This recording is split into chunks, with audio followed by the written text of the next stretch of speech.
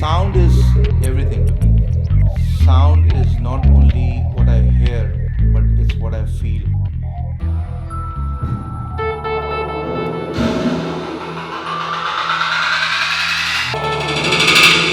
Even when I didn't know what sound was and I was very young, I used to play, I would take different books of different fatness and I'll play drums. And I didn't know, but what I knew that they're making different sounds. I would maybe with my pencils play on different objects because they were creating different sounds. I used to make a guitar out of, I used to put it, strap it on anything, a wood or a cigarette old pack or something, and just go like tung tung tung tung tung, and that was sound. And yeah, I was 6, 7 years old then.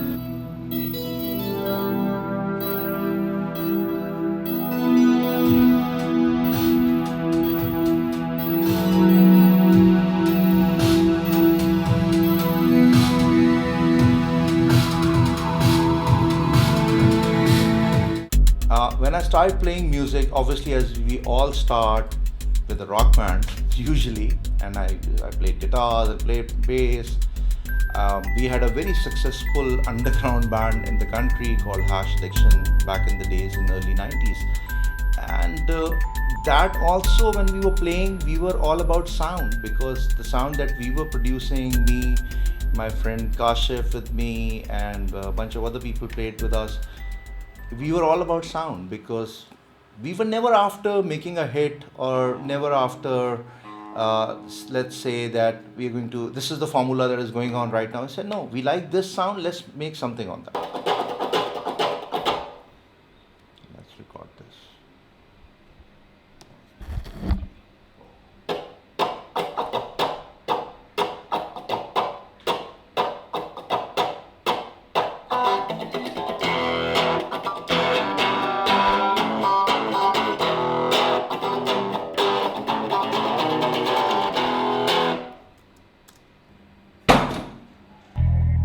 When I started doing music on my own, as what happens is when you start doing professionally other thing, you don't get time, and you started hanging out with machines like drum machines, synthesizers, laptops, things.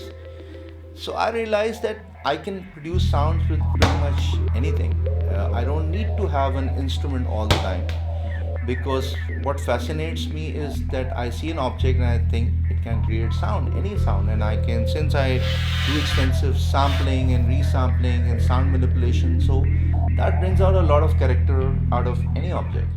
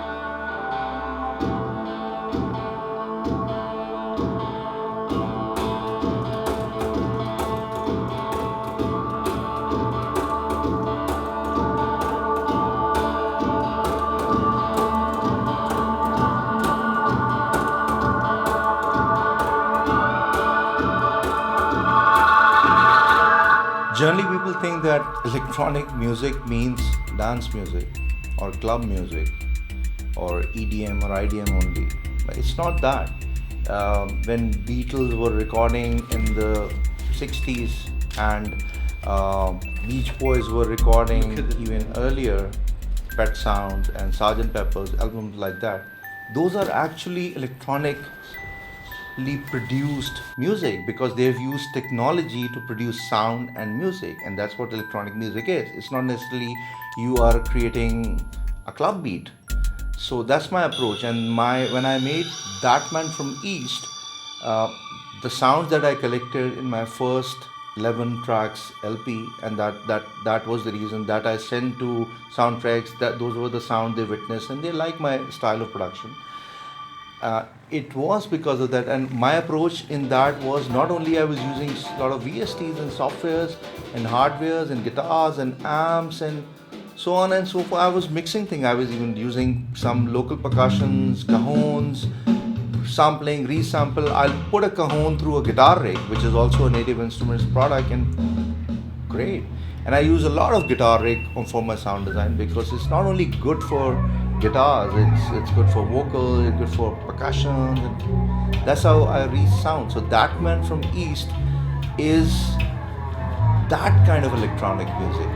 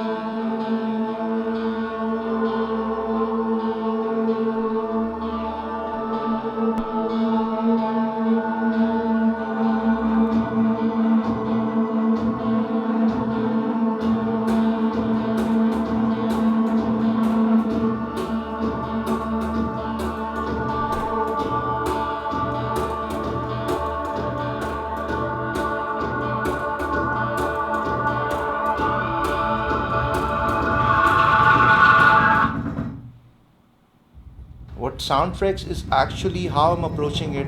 First of all, I approach any VST as a hardware. Usually, I use it with a very, let's say, dedicated hardware controller. I'll put for one VST, and I'll just map things on it, and it'll be like a hybrid match between the software and the hybrid. But probably I won't use that hardware for anything else. Maybe it's a very expensive choice of doing things. That's why I have so many MIDI controllers.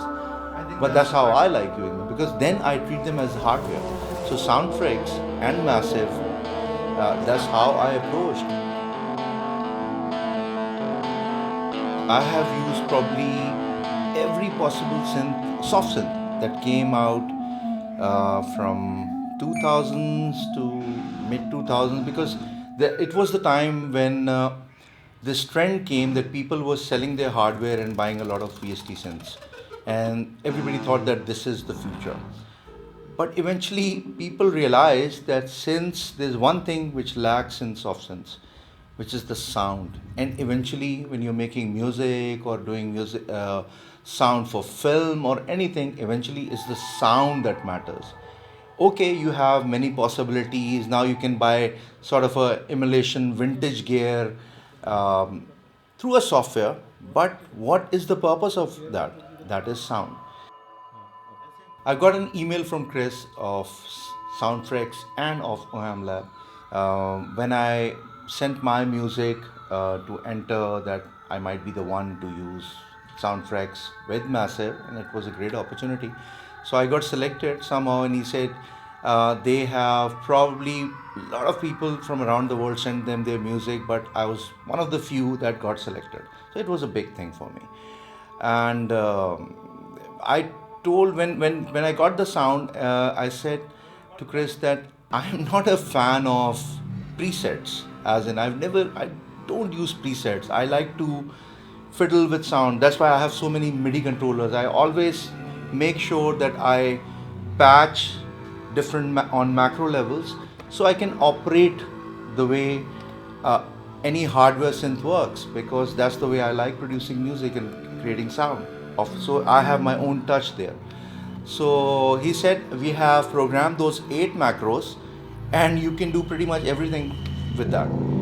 And what the thing that I really like about SoundFreqs is the sound, and that is the core value. Because usually what happens when you put any soft synth, especially in my case, I have to put it through a tube amp and different compressors and think a decent sound out of it. But Chris said that we work most on the sound, because that's what's the most important thing in a VST sound bank. And I said, yeah, okay, let's listen. When I heard it for the first time and I tried it, and I'm not saying because I'm doing it for SoundFreqs or Massive I really like, but this sound bank is actually better than a lot of other sound banks. So that was a major difference, because sound wise, SoundFreqs till now hasn't disappointed me, and I don't like overdoing things, so I like to take fewer elements and then mix my own.